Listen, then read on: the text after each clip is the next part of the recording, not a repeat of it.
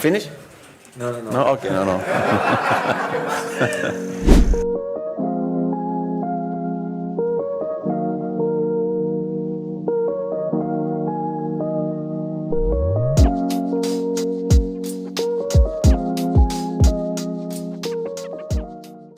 Hansi, Javier Gascón. This is Javier Gascón, El Mundo Deportivo. Last Tuesday, Pedri and Íñigo didn't coincide with your declarations about the need, didn't agree with the declaration for the defense to be so in front, winning 4-2. Maybe it could be, can you keep it? Did you talk about the strategy altogether with the players? Recuerdo que malo, sobre todo por cuando nos pusimos 4-2, ya bueno. Of course, it's like we normally do. Also, when we win, we also have to analyze the match and we show them what we can do better. And this is the point. It's not always about press very high or like this. It's also has to do with the rest defending. And I think in some situation we don't do it very well. And this is we show them and I think everyone accept this because it was totally clear what we have to do and I think it's the right way and we're a team. We always want to learn. We always want to improve and this is what we have to do.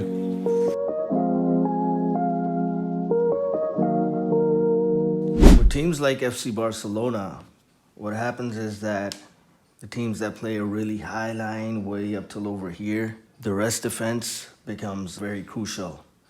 And the reason for that is because there's always a threat when they're playing a high line all the way over here. There's a threat of a transition attack by the opposition team. And that is why the rest defense is very, very important. At times you see that some of the defenders, they're caught off guard and people think that they're sleeping and a goal happens on the transition. That's why we have to look into the concept of rest defense. So what exactly is the rest defense? So when a team is in an attacking phase, what rest defense is that how well are you prepared that when you lose the ball in this attacking phase, how well prepared is your defense to stop the other team's attack or transition? The word rest defense comes from the German word restverteidigung. Verteidigung means defense, and rest obviously means rest, right? But the problem is that in German, what rest refers to is in the form of a noun, and that means not resting as in sleeping or pulling down your work rate. What it means is what is actually left over. That means these are the players in attack, but what's left over? The rest of the guys. So these are the rest of the guys. So what's basically left over of your attack is basically what's gonna help out in the defensive phase when you're actually transitioning from the attack to the defense when you lose the ball up here. So in this case, rest actually means remainder. So let's look at the different rest defense structures. Now over here, when this team attacks and loses the ball, this team, the white team is usually going to be defending in a low block and the black team is a high line team. So when the black team loses the ball, these are the two players from the white team that are ready to pounce on the attack. One of these guys that win the ball here, pass it around and launch into a quick transition. So in this structure, the black team is defending in a rest defense of 2+2. And so they have an advantage of 4 versus 2. So first of all, these guys, they're supposed to close down these two players. But in case, one of them gets around, then you got another 2 who can, pounce on them or crack back, depending on what happens. So that's the 2+2 structure. The next structure we're going to look at is the 1 plus 4. So again, when the black team loses the ball during an attack and the white team launches in their counterattack, so we got this one player over here of the white team who's gonna, go for that attack, and these other guys gonna run over. So now over here we got 1 and then 4 other players who are waiting, who are the remainder, the rest defense. And this guy, he's gonna go over here. This guy's gonna try to block this guy, and if this guy goes in forward, you got this guy coming in. So this is a pretty secure one, but with this, there are less men in the attack phase for the black team. So obviously, they can't overlap and leave this space open, because if this player does in the 1-4, he goes forward, then it's not a 1-4, and then all this space over here, you get left over. So if this guy has to pull in, then there's space over here, but then obviously then this guy can. But obviously if it's a very well executed counterattack, and if this guy does end up getting the ball and makes that run, and if this guy ends up fouling him, that could end up being a red card. But this is the one for rest defense. Next, we got the 2+3 rest defense, and over here we can see that this team is gonna attack with these 2 guys. So you got this guy marking him, and then you got this guy who's ready for this guy, but he's keeping an eye on this guy as well. But if in case one of them gets through, this guy over here, then this guy can move here. Or if this guy gets the ball and this guy doesn't make it in time, then you got this guy over here. So, this guy, he marks this guy, but if this guy moves over, then, obviously this guy can block him. So this is the 2+3 rest defense. This 2+3, it just doesn't have to be a fixed shape. This can actually form different shapes, depending on where the ball is being played. So for example, if this guy gets the ball, this guy can move forward, and then everybody, makes that forward move. So it becomes like a sort of a diamond or various different shapes, depending on where the ball is. So the 2+3, it actually moves around. Next up, we got the 2+4. So these are the 2, and then it's 1, 2, 3, and 4. So, if this team launches an attack, we got these 2 players marking the 2 attackers. And then you got, this player who's going to be looking at this guy. This player is going to be looking at this guy. And this guy's man marking him. So it's a high press going on. But in case one of these guys gets through, then you got the 4th guy over here. So it's basically a 2+4. And obviously with that, you just have about, 1, 2, 3, 4 guys in the attack versus numerical advantage for the defensive side. So this is more of a defensive-oriented rest defense with, 4 guys who are the remainder. But obviously during the game, all this can change around. There can be a lot of maneuverability. Then we have the 3+1 rest defense.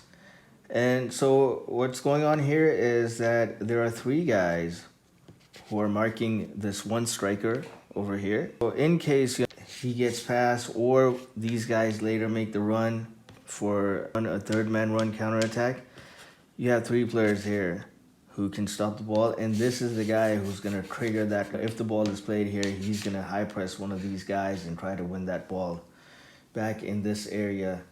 But just to be on the safe side, they've got 3 players at the back who can, because when the other team attacks, it's still going to be a 3 versus 3 over here if you look at this spot. Lastly, we'll be talking about the 3+2. So we got 3 over here and 2 over here. So if there are 2 strikers over here, and this is a very narrow, compact defensive shape. So if you got 2 strikers over here of the opposition team and 1 guy over here or over here, we got these 2 guys who are going to cut off the initial phase if there's a pass over here. So these 2 guys can high press and cut that passing lane, because if this guy gets the ball and then you want to close down that space or that passing lane before he can pass it to him. And then if this guy gets it, you want this guy tucking in. So, but at times that is not going to happen and that pass is going to be made. So what, in case that pass is made over here and that run is being made, you still have three guys at the back.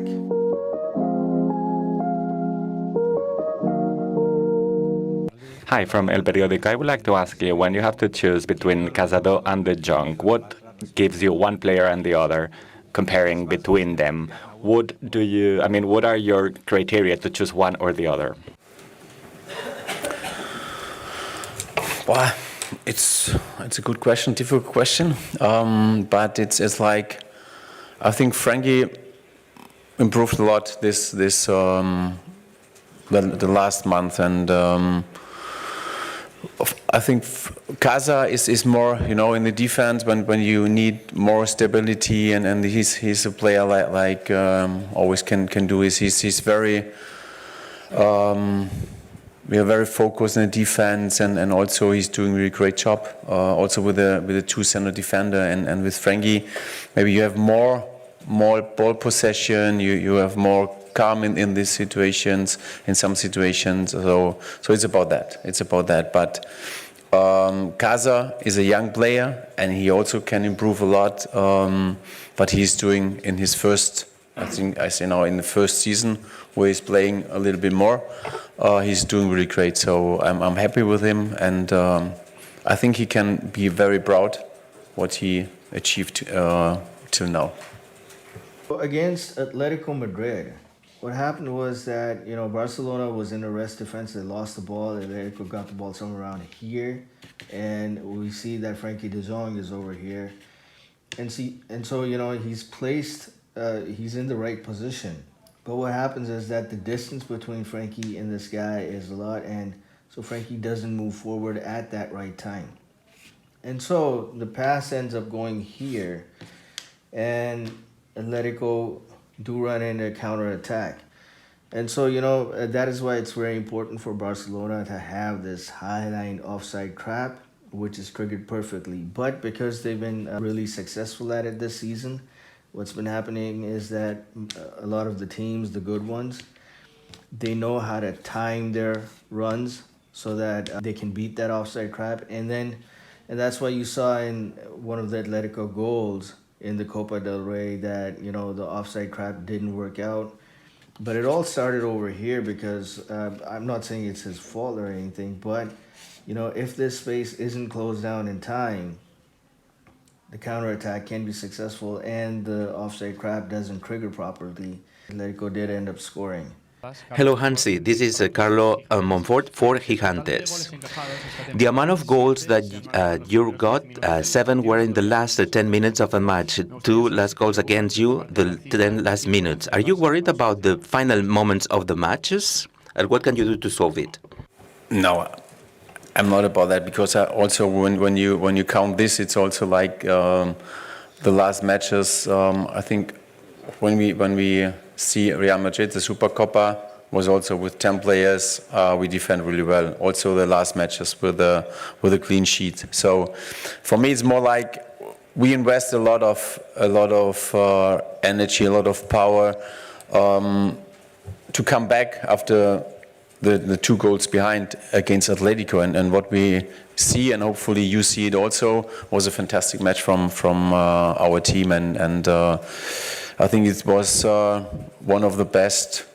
I know was 70 minutes we saw, or 75 minutes, but at the end, and it's normal when you invest a lot of energy.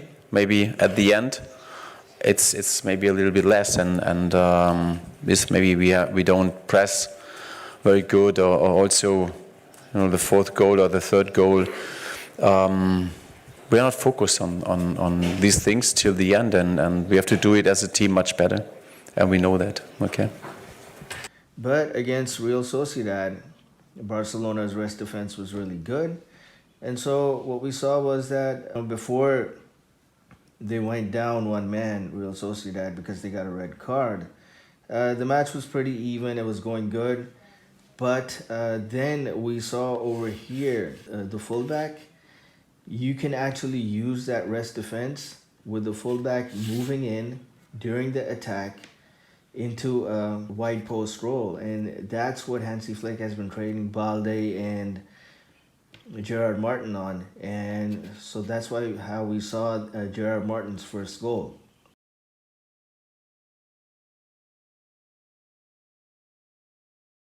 Sin perder. 15 games unbeaten. Fue ante el Atlético de Madrid el 21 de last defeat against Atletico in December. ¿Pensabas que con el calendario que venía enero-febrero tendrías el... Did you see these stats coming? ¿Te ha sorprendido el... Are you surprised by the good results? En este enero y en este febrero? Gracias. No. With this team, I'm not surprised in any things, because so also when I think the press conference after the match against Atletico in December, I said this: we played really fantastic, and this is also when we are on this way, when we are perform like this, I think there's a lot of things possible, and now it works like that. So we're playing good, and we are focused in every match. So also with the positioning and rest defending was today much better than on the last match against Atletico. So this is how we want to learn from every match, and today was much better.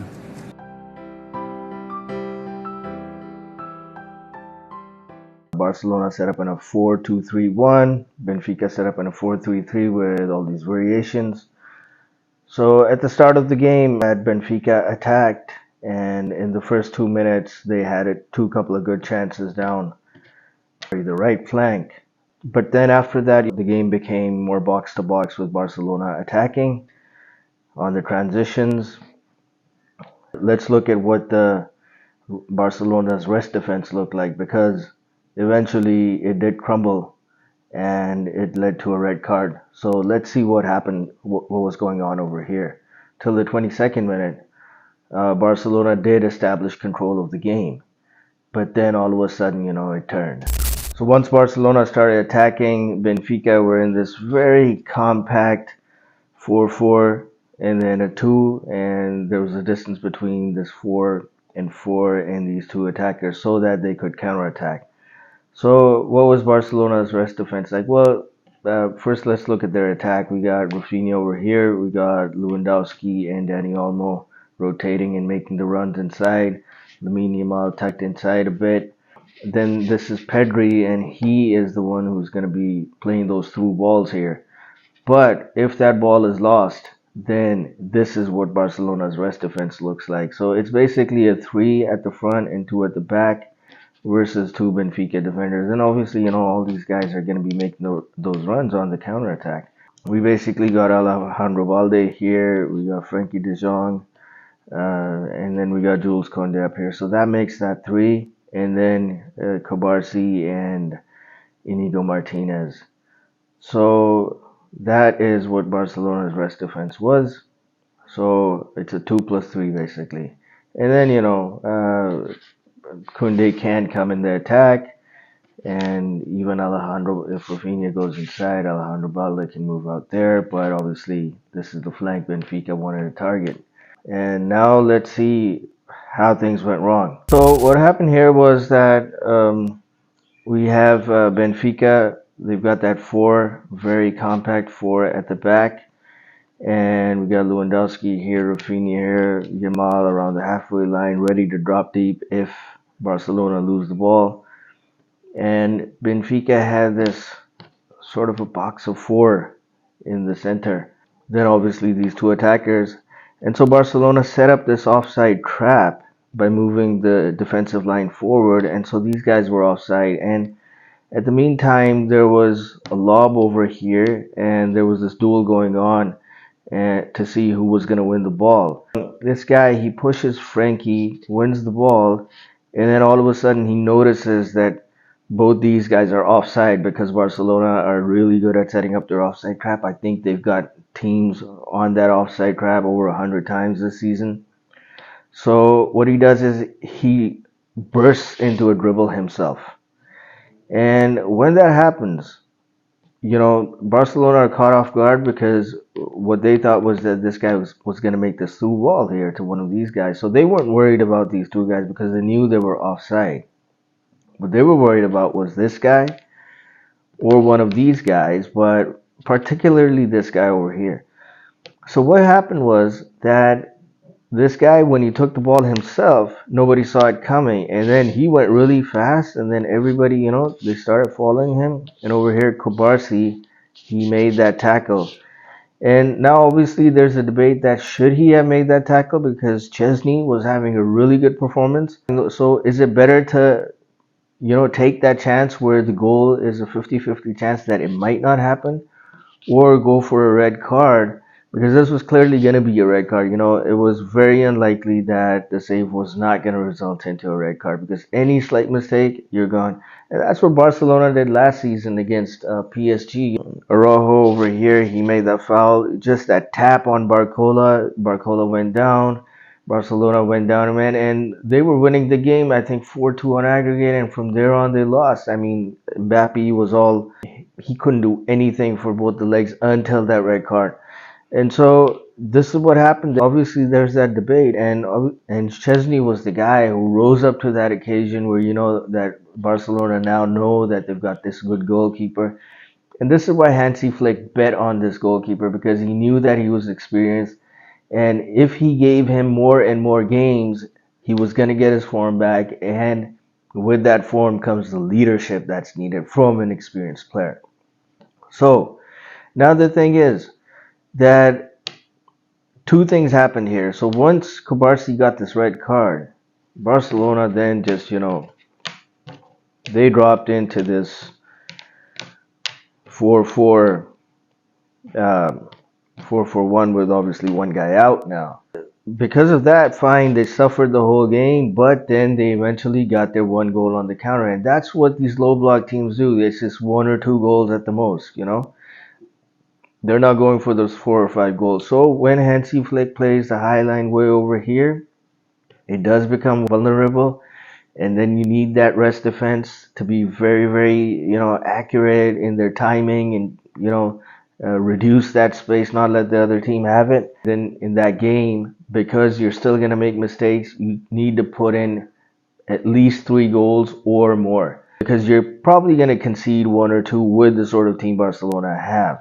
But then on the flip side, if you go into this low block 4-4-1, which Barcelona played really well yesterday, they suffered. Nobody knew that Barcelona could suffer, but they did, and they did it perfectly because I think Benfica had over 25 shots to Barcelona's 10, but out of those, there were only 4 big chances, and then this guy Szczęsny was key.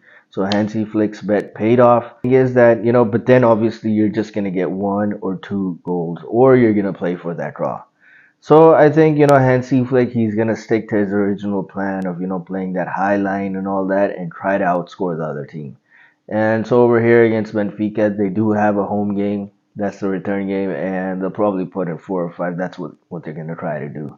A good game nonetheless, a really good result for FC Barcelona. We saw today a different side of Barcelona. We understood that after the red card of Pau, we had to stay compact and defend a little bit deeper and wait for our chances. Because if you open up too much, then the whole tie can run away from you very quickly against such a good team. So we stayed compact. We showed a great fight, great character, and the maturity. And then of course we took one of our chances. So it's a good win. Yeah, this is job. I say like that because all the other players on the field, all the 10 players who defend against 11, they're doing really great, and of course he helped us a lot with his performance, and this is his job. So it's very clear, not too high, but it's very clear. This is why he's at the moment number 1. So I'm really proud about the team because so in every situation they have a good answer. So this is really good to see, and yeah, this give us the confidence, also believe in that what we want to do in our idea we want to play, and yeah, it works really good at the moment, and hopefully we can keep it also for the next weeks.